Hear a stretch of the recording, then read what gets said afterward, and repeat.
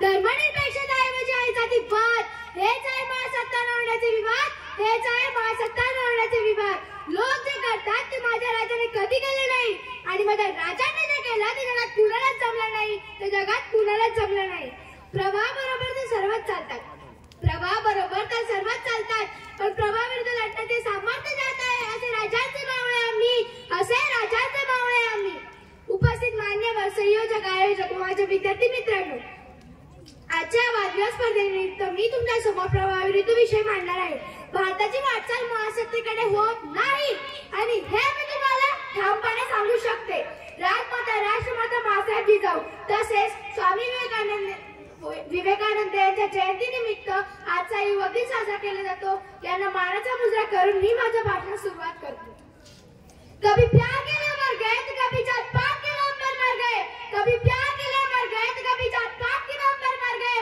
होते अगर राजगुरु भगत सिंह तो कहते कि आज सुखदेव, हम भी किन किन लोगों के लिए मर गए, हम भी किन किन लोगों के लिए मर गए।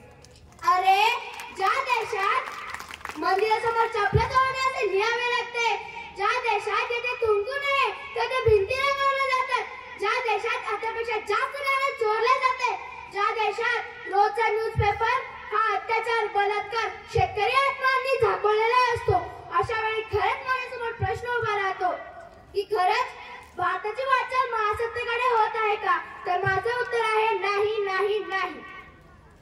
जागतिक पातळीवर भारताचे मार्गक्रमण महासत्ता होण्याकडे चालू आहे असं बोलले जाते, पण खरंच असं चित्र आहे का भारताचं? महासत्ता होणारा भारत म्हणजे नेमका कोणता भारत? जो 70% खेळत बसलाय तो भारत, की जो शहरात बसलाय तो भारत? श्रीमंतांचा भारत की गरिबांचा? जो आर्थिक दृष्ट्या सक्षम आहे अशा वर्गाचा भारत, की जो 2 वेळच्या अन्नासाठी उपासमारी सहन करत असतो या वर्गाचा भारत?